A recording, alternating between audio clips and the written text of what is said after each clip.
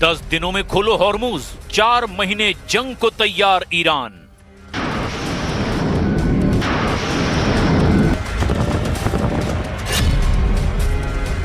Iran युद्ध में अब साबित हो चुका है कि अमेरिका और इजराइल के तमाम हमले, खुफिया मिशन, राजनीतिक चक्रव्यूह भी ईरान को झुका नहीं पाए हैं। एक तरफा सीज फायर करने वाले राष्ट्रपति ट्रंप भी ये मानकर चल रहे हैं कि ईरान को काबू करने के लिए सिर्फ युद्ध और खुफिया मिशन ही काफी नहीं है, बल्कि ईरान को सिर्फ एक तरीके से झुकाया जा सकता है, और वो है ईरान से हॉर्मुज को पूरी तरह से छीन लेना। ताजा खबरों में दावा किया गया है कि अमेरिका के 5वें बेड़े के कुल 18 युद्धपोत इस वक्त हॉर्मुज में ईरान तेल टैंकरों पर भीषण हमला कर रहे हैं। ताजे हमले में अमेरिका के फाइटर जेट ने ईरान के 2 तेल टैंकरों को तबाह कर डाला, जिसके बाद ईरान ने भी अमेरिकी जहाजों पर हमले कर दिए।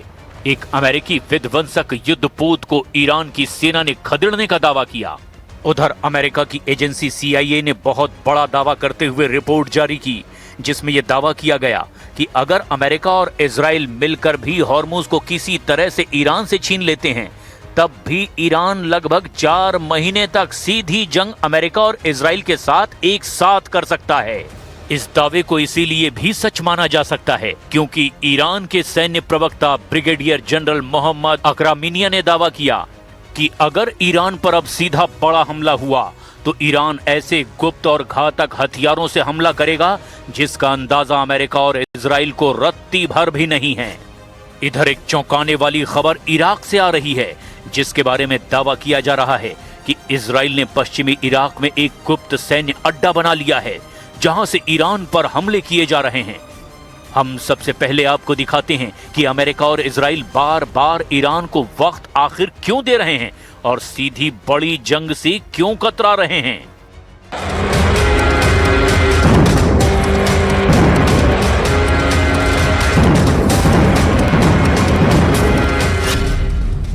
ईरान पर घातक हमला, समंदर में खूनी जंग शुरू। ईरान और अमेरिका में जारी अस्थायी सीज फायर टूटने का खतरा मंडरा रहा है। हॉर्मुज स्ट्रीट के पास भीषण गोलीबारी के बाद दोनों देशों में तनाव अब अपने चरम पर पहुंच गया है। ईरान की ओर से धमकी दी गई है कि अगर अमेरिका की ओर से फिर कोई हमला हुआ तो वो जोरदार जवाबी कार्रवाई करेगा। ईरान के इस्लामिक रिवॉल्यूशनरी गार्ड कॉर्प्स यानी कि IRGC ने अमेरिकी जहाजों के साथ साथ अब पश्चिम एशिया में अमेरिका के सैन्य ठिकानों पर हमले की धमकी दे दी है। IRGC की ओर से 9 मई को जारी बयान में चेतावनी दी गई कि अमेरिका की ओर से ईरानी टैंकरों पर हमला साफ तौर पर सीज फायर का उल्लंघन है। अमेरिकी नेवी ने फिर ऐसा कदम उठाया तो पश्चिम एशिया में अमेरिकी ठिकानों और जहाजों को निशाना बनाया जाएगा। इसके लिए ईरानी मिसाइलें पूरी तरह से तैयार है। ओमान की खाड़ी में अमेरिका के 2 ईरानी टैंकरों पर हमले के बाद IRGC की ये चेतावनी आई है। ईरानी विदेश मंत्री अब्बास अरागची ने कहा कि फारस की खाड़ी में अमेरिकी सेना की कार्रवाई से उसके इरादों पर संदेह पैदा होता है। ईरान पर घातक हमला, समंदर में खूनी जंग शुरू। ये चेतावनी फारस की खाड़ी में तेहरान और वॉशिंगटन के बीच बढ़ते तनाव के बीच दी गई है। सोशल मीडिया प्लेटफॉर्म X पर जारी एक बयान में इस्लामिक रिवॉल्यूशनरी गार्ड कॉर्प्स यानी कि IRGC की नौसेना कमान ने कहा, चेतावनी, ईरान के तेल टैंकरों और कमर्शियल जहाजों के खिलाफ किसी भी तरह की आक्रामकता का नतीजा इस क्षेत्र में मौजूद अमेरिकी ठिकानों में से किसी एक और दुश्मन के जहाजों पर जोरदार हमले के रूप में सामने आएगा। इसके तुरंत बाद IRGC की एरोस्पेस फोर्स ने दावा कर दिया कि ईरानी मिसाइलें और ड्रोन पहले से ही इस क्षेत्र में अमेरिकी सैन्य ठिकानों और नौसैनिक जहाजों को निशाना बना रहे हैं। पोस्ट में कहा गया, IRGC एरोस्पेस फोर्स की मिसाइलों और ड्रोन ने इस क्षेत्र में मौजूद अमेरिकी ठिकानों और दुश्मन के हमलावर जहाजों को लॉक कर दिया है। हम फायर करने के आदेश का इंतजार कर रहे हैं। सेंटकॉम के मुताबिक खाली टैंकरों को ईरानी बंदरगाहों तक पहुंचने से रोक दिया गया है। सेंटकॉम ने बताया कि 13 अप्रैल से अब तक अमेरिकी बलों ने ईरान के 4 जहाजों को तबाह किया है और नाकाबंदी के इस दौर में 58 वाणिज्यिक जहाजों का रास्ता बदल दिया गया है। अमेरिकी राष्ट्रपति डोनाल्ड ट्रंप ने भी पुष्टि की कि हॉर्मुज से गुजरते समय अमेरिकी नौसेना के 3 विध्वंसक जहाजों पर हमला हुआ था, लेकिन उन्होंने कहा कि ये जहाज कामयाबी से वहां से गुजर गए। इधर ईरान के सैन्य प्रवक्ता ब्रिगेडियर जनरल मोहम्मद अकरामीनिया ने कहा कि अगर ईरान पर फिर से हमला हुआ तो उसके दुश्मनों को हैरान करने वाले नए हथियारों, तरीकों और युद्ध के नए मैदानों का सामना करना पड़ेगा। امروز هم به دشمن هشدار میدیم که اگر مجددا دست به تجاوزی بزنن و مجددا دچار خطای محاسباتی بشوند که همطور که در گذشته شدن و الان دارن تاوان اون خطاهای گذشته رو در واقع تحمل میکنن و پس میدن.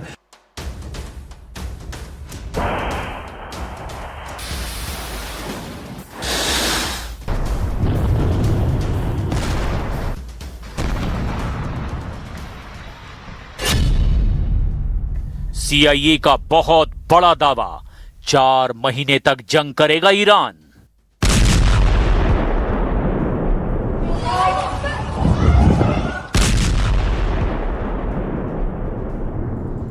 खबर पर यकीन करना तो मुश्किल है, लेकिन अमेरिका की खुफिया एजेंसी CIA का सबसे ताजा और नया दावा यही है कि 39 दिन की खूनी जंग लड़ने के बावजूद ईरान की सैन्य ताकत बेहद मजबूत स्थिति में है। हैरान करने वाली बात तो यह है कि राष्ट्रपति ट्रंप दावा कर चुके हैं कि अमेरिका और इजराइल के हमले में ईरान की नौसेना 90% तक तबाह हो चुकी है, उसकी एयरफोर्स 95% तक बर्बाद हो चुकी है, उसकी मिसाइल और ड्रोन क्षमताएं 60 से 70% तक कम हो चुकी है। लेकिन इसके बावजूद अमेरिका की खुफिया एजेंसी CIA की ताजा रिपोर्ट में दावा किया गया कि ईरान को कमजोर समझना बहुत बड़ी भूल होगी।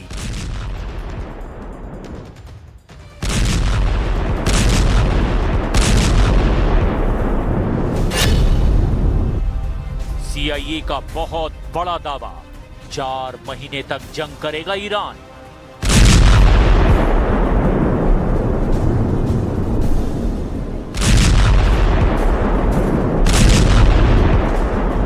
CIA की रिपोर्ट। अमेरिकी खुफिया एजेंसी CIA ने ईरान को लेकर एक महत्वपूर्ण रिपोर्ट जारी की है। रिपोर्ट में कहा गया कि यदि अमेरिका ईरान के प्रमुख बंदरगाहों की पूर्ण समुद्री नाकाबंदी भी कर देता है तो भी ईरान की अर्थव्यवस्था पर तुरंत कोई बड़ा संकट नहीं आएगा।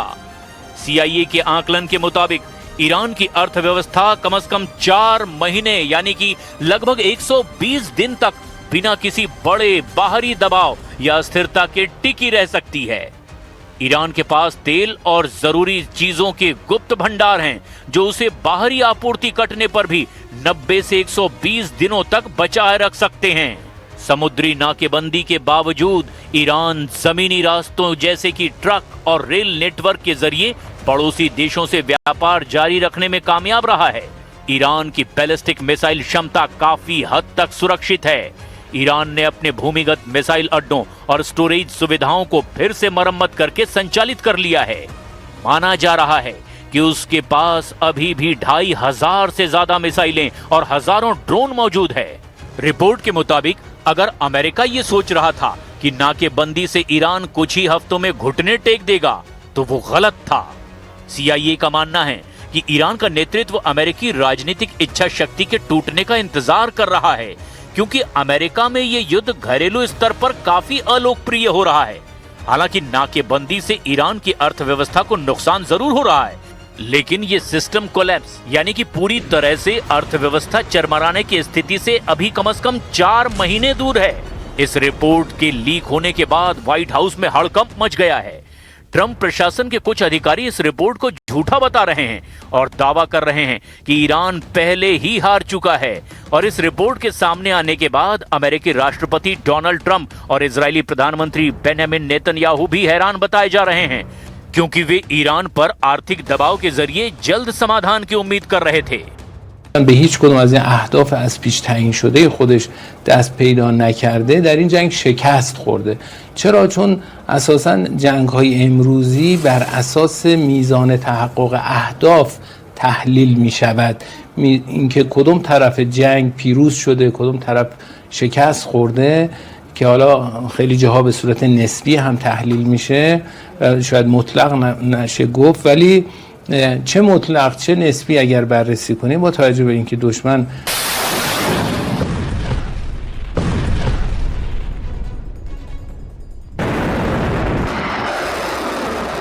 अब ऐसे हालात में अगर ईरान पर और ज्यादा हमले अमेरिका और इजराइल करते हैं तो ईरान लगभग 4 महीने तक मुकाबला करने को तैयार हो चुका है।